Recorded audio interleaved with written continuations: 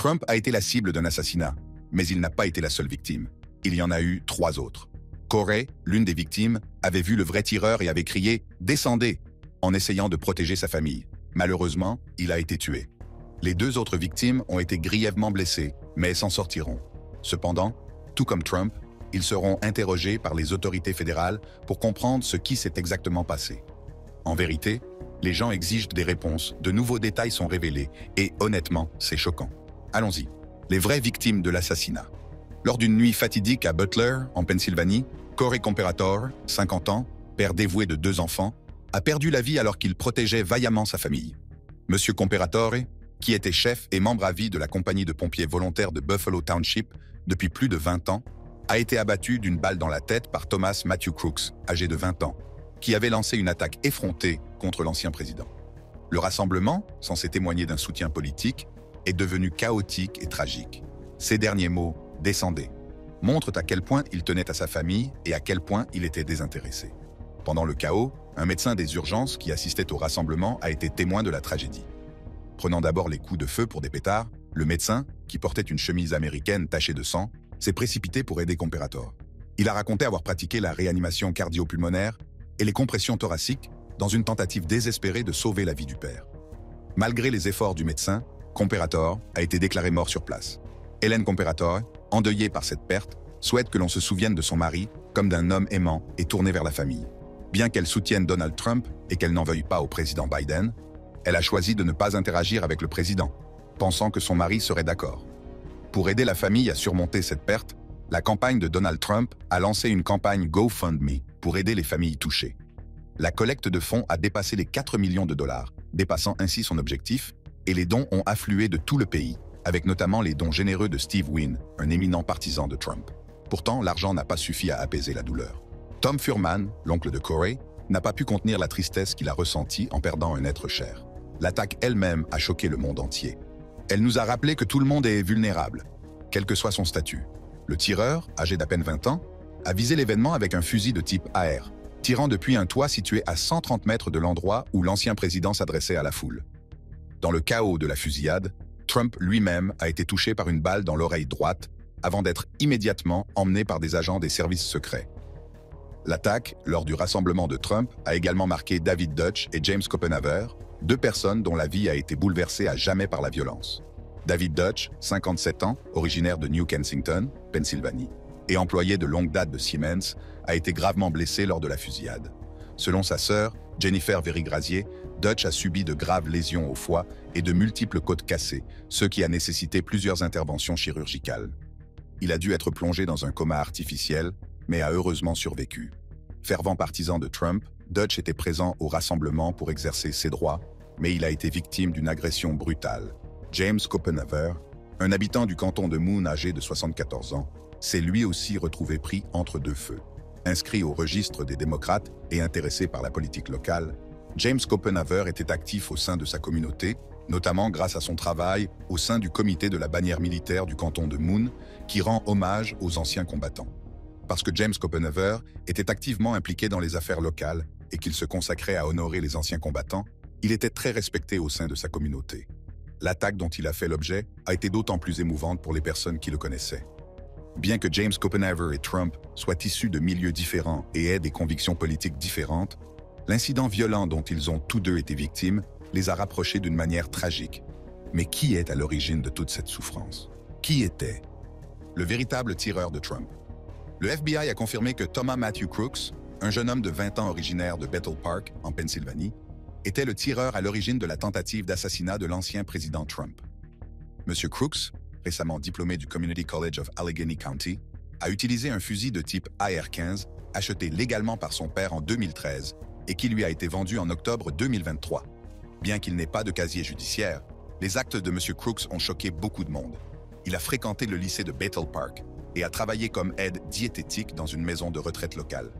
Bien que décrit comme calme, il a été victime de brimades à l'école et était connu pour son vif intérêt pour les armes à feu, étant membre du Clairton Sportsman's Club. Après l'attentat, M. Crooks a été retrouvé sur un toit près du rassemblement, arborant des articles d'une chaîne YouTube populaire sur les armes à feu.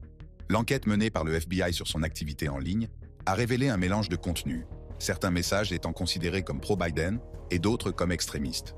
Son inscription sur les listes électorales en tant que républicain et un petit don à un groupe progressiste par l'intermédiaire d'Act Blue à l'âge de 17 ans ont notamment compliqué la compréhension de ses motivations. Ses pairs et collègues décrivent Crooks comme un individu calme et solitaire. Ses résultats scolaires étaient en grande partie quelconques. Il était connu pour être intelligent mais socialement renfermé. Ses camarades de lycée se souviennent de lui comme d'un solitaire qui était souvent victime de brimades en raison de sa préférence pour les vêtements de camouflage et de sa tendance à s'asseoir seul à l'heure du déjeuner. Il était décrit comme un intello qui s'intéressait beaucoup à l'histoire et qui avait un comportement calme. Malgré sa nature discrète, Crooks s'intéressait beaucoup aux armes à feu. Comme je l'ai déjà indiqué, il appartenait au Clairton Sportsman's Club, où il s'entraînait au tir.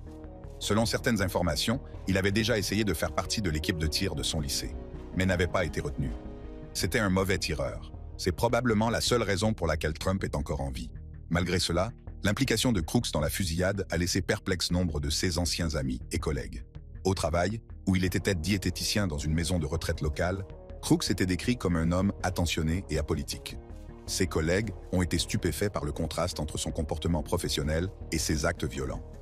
Marcy Grimm, l'administratrice de l'établissement, s'est déclarée choquée et attristée par l'incident, soulignant que M. Crooks s'était toujours acquitté de ses tâches sans problème et que la vérification de ses antécédents n'avait rien révélé. Sur le plan social, Crooks avait une présence limitée en ligne. Bien que le FBI ait enquêté sur son empreinte numérique, y compris sur des recherches liées à la violence politique et à la fusillade du lycée d'Oxford en 2021, il n'a pas trouvé de motif clair. Il n'en reste pas moins que Thomas Crumbley, à la recherche d'Ethan Crumbley, est très suspect. Bien qu'ils semblent différents, leurs histoires se ressemblent un peu. Crooks a tenté de nuire à l'ex-président Trump, tandis que Crumbley a été impliqué dans la fusillade du lycée d'Oxford. L'intérêt étrange de Crooks pour le camouflage et son comportement bizarre sont similaires aux dessins troublants et aux actions erratiques de Crumbley, montrant des signes d'alerte qui ont été manqués jusqu'à ce qu'il soit trop tard. Tout comme les parents de Crumbley ont été inculpés pour leur rôle dans la fusillade, le cas de Crooks soulève également des questions sur la responsabilité parentale et la nécessité d'intervenir plus tôt. Cependant, la famille de Crooks, décrite comme aimante et solidaire, n'avait aucune indication préalable de ses intentions. Son père, qui avait acheté légalement le fusil utilisé lors de l'attaque, et sa mère, tous deux conseillers professionnels agréés, ne semblaient pas être au courant du changement radical de leur fils. Comment est-il possible que les autorités aient découvert des matériaux explosifs en possession de Crooks et à son domicile, notamment des explosifs télécommandés et un gilet pare-balles? Il faut savoir que Crooks avait également visité un stand de tir la veille de l'attentat et qu'il avait effectué une reconnaissance du site du rassemblement à l'aide d'un drone. Thomas Matthew Crooks reste une énigme pour beaucoup. La différence entre son mode de vie tranquille et solitaire et son comportement violent montre à quel point il peut être difficile de comprendre pourquoi quelqu'un fait des choses aussi extrêmes. Des aperçus spécifiques de la vie de Crooks au lycée dressent le portrait d'un élève à la fois intellectuellement doué et socialement unique. Summer Barclay, une ancienne camarade de classe, a décrit Crooks comme un élève qui excellait constamment dans ses études, en particulier dans des matières comme l'histoire. Sa passion pour l'histoire était remarquable, suggérant un intérêt profond pour la compréhension du passé et peut-être un reflet de sa curiosité intellectuelle plus large. Zach Bradford a fait écho à ce sentiment, soulignant l'intelligence de Crooks et observant que ses opinions politiques au cours du lycée semblaient légèrement orientées à droite. Jim Knapp, conseiller d'orientation à la retraite de Crooks, l'a qualifié de « très bon élève qui n'a jamais eu d'ennui », soulignant qu'il n'y avait pas de problème de comportement ou de signe d'un comportement inquiétant. Cette évaluation correspond à la perception générale de Crooks comme un élève discipliné et assidu. Bien que Crooks ne semble pas avoir un grand cercle d'amis, il n'a pas l'air de se sentir seul. D'Angelo a noté qu'il était du type calculateur et qu'il excellait en mathématiques. Un camarade de classe anonyme l'a décrit comme ayant une ambiance de nerd rétro, une description qui correspond à son apparence plus solitaire et non conventionnelle. Mark Sigafus a décrit Crooks comme un intello, mais a assuré qu'il n'a jamais donné l'impression d'être effrayant et semblait ne pas faire de mal à une mouche. Il semblerait que même si Thomas Crooks était discret et se tenait à l'écart, la plupart des gens autour de lui le considéraient comme inoffensif. Cela montre bien que les apparences sont parfois trompeuses. Jamison Myers, qui a été diplômé en même temps que Crooks, se souvient de lui comme d'un garçon normal, qui n'était pas particulièrement populaire, mais qui n'était pas non plus la cible de brimades. Max Smith, un camarade de classe qui a partagé un cours d'histoire américaine avec Crooks, a noté ses opinions résolument conservatrices. Les descriptions de Thomas Crooks brossent le portrait d'une personne complexe, quelqu'un d'intelligent à l'école et aux opinions conservatrices, mais socialement maladroit, sans être ouvertement dangereux. La différence entre ce qu'il était au lycée et ce qu'il a fait par la suite montre qu'on ne peut jamais vraiment connaître une personne. Il est donc évident que les services secrets ont du pain sur la planche. Et c'est pourquoi le Congrès est sur les dents. Enquête de réponse. Lors d'une audition au Sénat le 30 juillet 2024, le directeur par intérim des services secrets américains, Ronald Rowe, et le directeur adjoint du FBI, Paul Abbott, ont été soumis à un examen minutieux concernant la tentative d'assassinat de l'ancien président Donald Trump lors d'un rassemblement à Butler, en Pennsylvanie. L'audition a mis en lumière d'importantes préoccupations concernant les défaillances de la sécurité le 13 juillet et la réponse qui en a découlé. M. Rowe, qui a pris ses fonctions de directeur par intérim à la suite de la démission de son prédécesseur, Kim Cheatle, a exprimé ses profonds regrets quant aux événements de la journée. Il a fait un récit décourageant de sa visite sur le toit du bâtiment AGR, où le tireur avait fait feu. Il a souligné que si la technologie cellulaire des services secrets avait été plus fiable, ils auraient pu déployer un système de contre-drone plus tôt, ce qui aurait pu empêcher l'attaque. Au cours de l'audience, M. Rowe a révélé que l'équipe de sécurité de M. Trump avait été prise au dépourvu par le tireur. Elle ne s'est rendue compte de la présence ou de l'arme de l'assaillant qu'au moment où les coups de feu ont retenti. Les services secrets avaient été amenés à croire que les forces de l'ordre local s'occupaient d'un individu suspect avant le début de la fusillade, ce qui les a laissés sans préparation face à la véritable menace. L'audition a également révélé un troublant problème de communication. M. Rowe a critiqué l'inefficacité du partage d'informations cruciales. Les services secrets avaient été informés de la présence du tireur sur le toit, mais cette information n'a pas été rapidement diffusée à toutes les équipes concernées. Cette lacune a entraîné une réaction plus lente que nécessaire. M. Rowe a souligné l'absence de communication radio efficace, qui aurait pu permettre une réaction plus rapide et mieux coordonnée à la menace.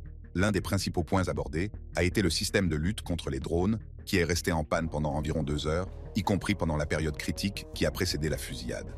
M. Rowe a expliqué que si le système avait été opérationnel, il aurait pu détecter le drone du tireur et peut-être empêcher l'attaque. L'audition a également permis d'éclaircir la chronologie des événements. Le directeur adjoint du FBI, M. Abbott, a donné des détails sur le moment où les forces de l'ordre local ont repéré le tireur sur le toit. Selon M. Abbott, les policiers locaux ont vu le tireur à 18h08 et, dans les minutes qui ont suivi, un policier local qui se trouvait sur le toit l'a identifié à l'aide d'une arme longue. Les premiers coups de feu ont été tirés peu après. Malgré la reconnaissance de la culpabilité et les excuses des services secrets et du FBI, les sénateurs des deux bords ont demandé des comptes sur les manquements à la sécurité. L'audience est devenue particulièrement houleuse lorsque le sénateur Josh Hawley a demandé à M. Rowe pourquoi certaines personnes n'avaient pas été relevées de leurs fonctions. M. Rowe a défendu sa position, plaidant pour une enquête approfondie, plutôt que pour des jugements hâtifs et des changements de personnel.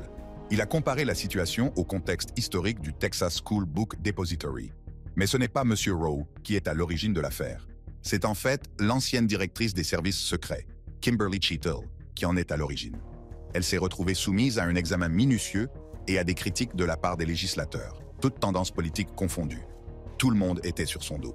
Lors d'une réunion tendue avec la commission de surveillance de la Chambre des représentants, M. Cheatle a dû faire face à des questions difficiles et aux critiques des membres républicains et démocrates.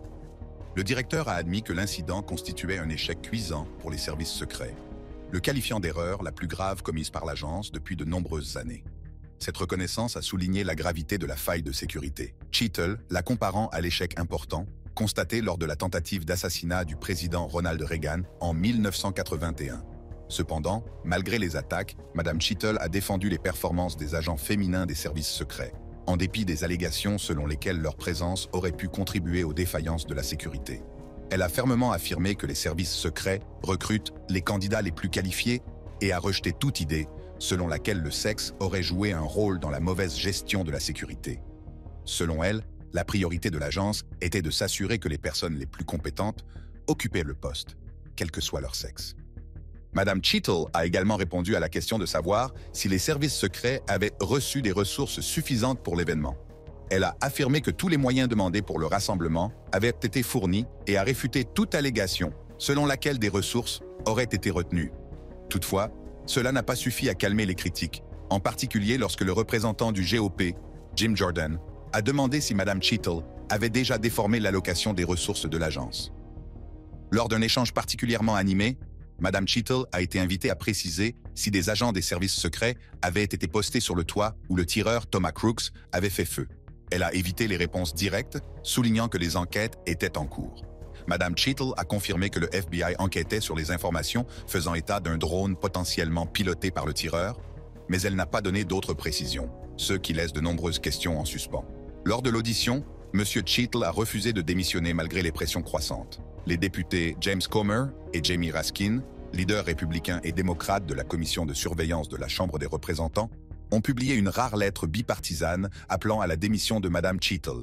Ils ont fait valoir que son départ était nécessaire pour rétablir la confiance et garantir la responsabilité.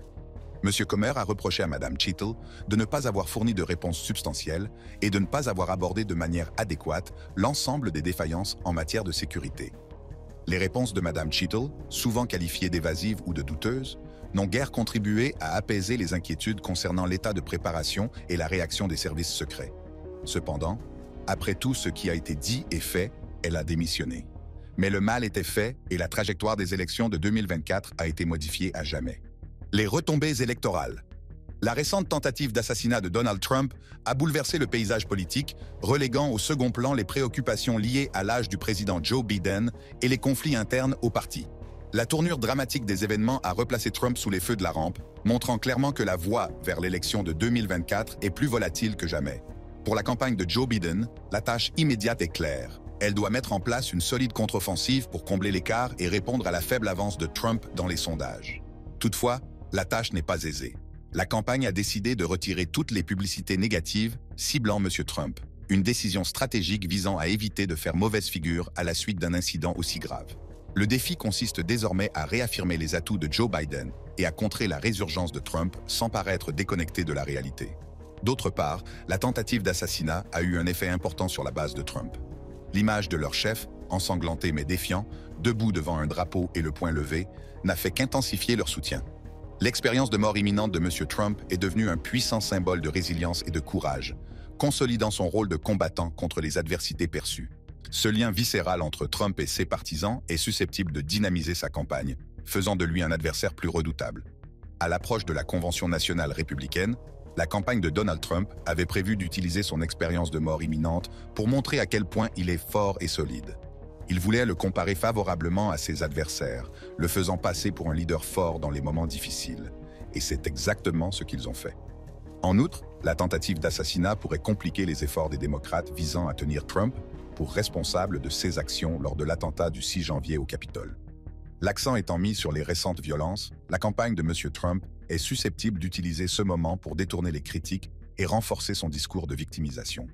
Ce changement pourrait rendre les critiques des démocrates moins percutantes et renforcer la position de Trump. Cela pourrait lui apporter davantage de soutien. En résumé, l'attaque contre Trump a radicalement changé le paysage de l'élection de 2024. Elle a rendu la compétition plus intense, multiplié les discours politiques et modifié la nature même de la campagne. Les deux partis doivent trouver comment gérer cette nouvelle situation alors qu'ils se préparent à une saison électorale très intense et imprévisible. Mais après l'assassinat, tous les regards se sont tournés vers les démocrates, se demandant quelle serait leur prochaine action. Eh bien, leur prochaine action s'est avérée presque aussi intense que la tentative d'assassinat. Le président Joe Biden a annoncé qu'il ne se représenterait pas. Ce moment a ouvert la voie à un affrontement de haut niveau entre Donald Trump et Kamala Harris, créant une compétition dynamique et électrisante qui capte l'attention de la nation. M. Biden s'étant retiré, les projecteurs sont désormais braqués sur M. Trump, l'ancien président âgé de 78 ans, et Mme Harris, la vice-présidente âgée de 59 ans. Si elle est élue, Mme Harris entrera dans l'histoire en devenant la première femme et la première femme de couleur à accéder à la présidence. Cette course n'est donc pas seulement un affrontement de politique, mais un moment historique de la politique américaine. Dès le départ, la compétition entre Trump et Harris a été des plus intenses. Trump, qui n'a jamais reculé devant la controverse, a attaqué Harris sans ménagement. Il l'a qualifiée de « bête comme ses pieds » et s'est moqué de son rire, tentant de saper sa crédibilité et son attrait. Ces attaques rappellent sa stratégie de 2016 contre Hillary Clinton, où il a mis en doute ses qualifications et s'est moqué de son comportement. L'approche de M. Trump vise à semer le doute et à attiser sa base en dépeignant Mme Harris comme inapte à la présidence. Les attaques contre Harris ne se sont pas limitées à Trump. Certains républicains ont pris le train en marche, faisant écho à ces critiques. Le représentant Tim Burchett, par exemple, a qualifié Mme Harris de vice-présidente de l'IED, un terme qui implique que sa sélection est davantage basée sur la diversité et l'inclusion que sur ses qualifications. Cette ligne d'attaque remet en question le mérite de Mme Harris, malgré sa carrière impressionnante en tant que procureur général et sénateur de Californie. Ses adversaires soutiennent qu'elle a été choisie davantage pour son identité que pour son expérience. Mais Mme Harris ne recule pas.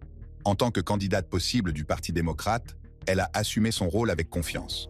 Elle a présenté l'élection comme une bataille entre un procureur chevronné et un ancien président qu'elle qualifie d'escroc. Mme Harris s'appuie sur son expérience juridique et se présente comme une battante qui a déjà affronté des prédateurs et des fraudeurs dans le cadre de ses fonctions antérieures. Sa campagne la présente comme quelqu'un qui a l'expérience et la détermination nécessaires pour s'opposer à Trump et relever les défis de la nation. Pour ajouter au drame, la campagne de M. Trump a récemment déposé une plainte auprès de la Commission électorale fédérale, FEC, contestant la possibilité pour Mme Harris d'utiliser les fonds de la campagne de M. Biden, qui disposait d'environ 95 millions de dollars en milieu d'année. Ils ont qualifié son action de prise d'argent éhontée et ont suggéré qu'il pourrait s'agir de l'une des plus grandes violations de l'histoire en matière de financement de campagnes électorales. L'équipe de Mme Harris a toutefois rejeté ces allégations en les qualifiant de tactiques juridiques sans fondement visant à détourner l'attention du véritable travail de sa campagne. Elle affirme que ces accusations ne sont qu'un stratagème pour détourner l'attention alors qu'elle se concentre sur la mobilisation de ses partisans et sur le dialogue avec les électeurs. Alors que la course s'accélère, les implications de cette confrontation sont énormes. Pour les électeurs, il s'agit d'un choix entre Trump, une figure polarisante connue pour son style non conventionnel, et Harris, un vice-président au potentiel révolutionnaire. La campagne devient le reflet de débats nationaux plus vastes sur le leadership, l'identité et la gouvernance. À l'avenir, il est clair que la bataille entre Trump et Harris sera plus qu'un simple concours de personnalité. Il s'agira d'un moment décisif qui pourrait façonner l'avenir de la politique américaine et du paysage politique. Les enjeux sont incroyablement élevés et les stratégies et controverses de cette élection auront probablement des effets durables sur la politique américaine. À mesure que nous nous rapprochons du jour du scrutin, la nation suivra de près l'évolution de la situation. La course sera certainement marquée par de nouvelles controverses, des mouvements stratégiques et des débats acharnés. Trump et Harris se préparent à ce qui promet d'être une bataille politique historique et passionnante, chacun cherchant à convaincre le peuple américain qu'il est le bon choix pour faire avancer le pays.